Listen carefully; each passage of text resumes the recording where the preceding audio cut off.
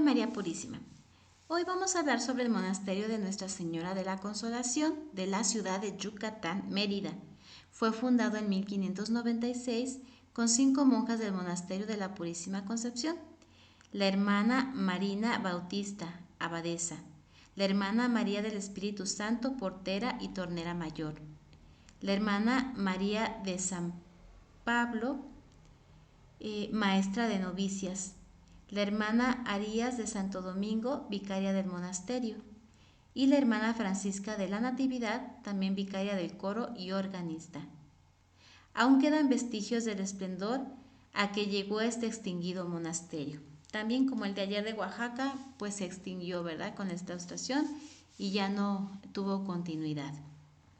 El monasterio e iglesia de monjas concepcionistas fue fundado a fines del siglo XVI por iniciativa de varios fieles devotos. El 22 de junio del año de 1596 tomaron posesión del monasterio las primeras ocupantes, monjas provenientes del monasterio de la Concepción de México. Este conjunto arquitectónico es una de las más genuinas reliquias coloniales de Mérida. Una característica peculiar es la torre mirador, soportada en parte por la bóveda del santuario sobre la que se asienta, en la parte exterior que domina el ángulo poniente de nuestra ciudad y desde donde las monjas de claustro, aquellas cuyos votos les confinan a permanecer en el interior de su convento, podían observar el horizonte del mundo al que habían renunciado. En el interior, la iglesia es de carácter severo. El coro alto está sustentado por 2 hileras de esbeltas columnas. Actualmente está dedicado al templo expiatorio de Nuestra Señora de la Consolación y se encuentra a cargo de sacerdotes de la Orden de Misioneros Guadalupanos del Espíritu Santo. Templo y monasterio de la Consolación es conocido también como Las Monjas. La actual iglesia se comenzó el 29 de marzo de 1610. El mariscal y gobernador Carlos de Luna y Arellano puso la primer piedra de cimiento en la parte del coro con monedas y una imagen de la Virgen de la Pura Concepción. Fue la titular del templo de Nuestra Señora de la Consolación y fue inaugurada en 1633. Su famoso mirador se construyó entre 1645 y 1648 por el entonces gobernador Esteban de Azcárraga. Fabricó sobre la capilla mayor de la iglesia.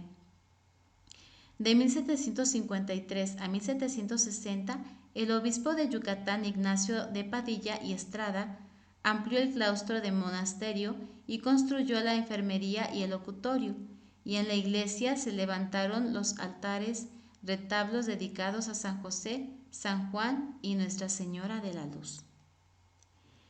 La historia de este monasterio es así. Al finalizar el siglo XVI, se hizo evidente en la sociedad meridiana la necesidad de un sitio de recogimiento para las mujeres que, según lo dictado en la época y por distintas razones, no hubiesen alcanzado la vida matrimonial.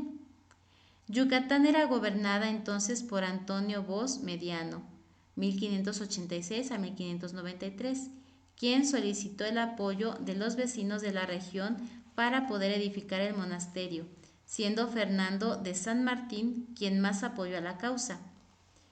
Cogolludo recogió de donaciones que llegaron de Valladolid apoyos para la obra. Se solicitó al rey que dispusiera asignar alguna renta para el sostenimiento de las religiosas. Era el año de 1589. Monjas es el título con el que se conoce hasta nuestros tiempos al conjunto religioso que se construiría en el poniente de la Plaza Grande, y es que, como ya se ha mencionado, es el icono en su tiempo en toda la península. Esto se debe a que la pobreza de la región complicaba el sostenimiento de instituciones de este tipo.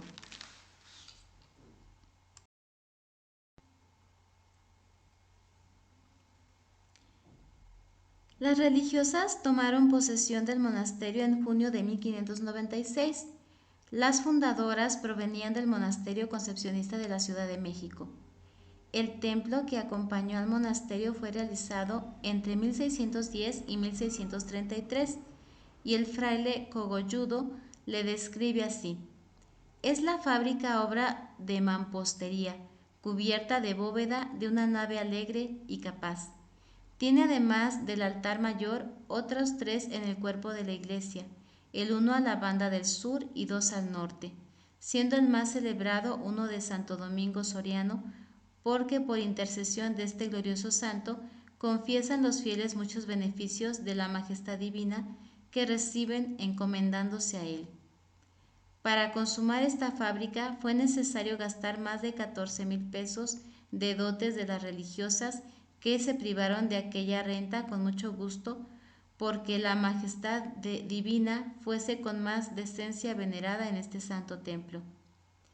Cogolludo escribe a mediados del siglo XVII la obra Historia de Yucatán, y en el pasaje dedicado al monasterio también describe la difícil situación económica por la que, como se había advertido, pasaba el monasterio. La vivienda interior se dice que es estrecha, la tierra calurosa y con decir que desde la fundación hasta hoy no ha tenido el monasterio para dar vestuario a las religiosas. Se manifiesta bien cuán pobremente lo pasan.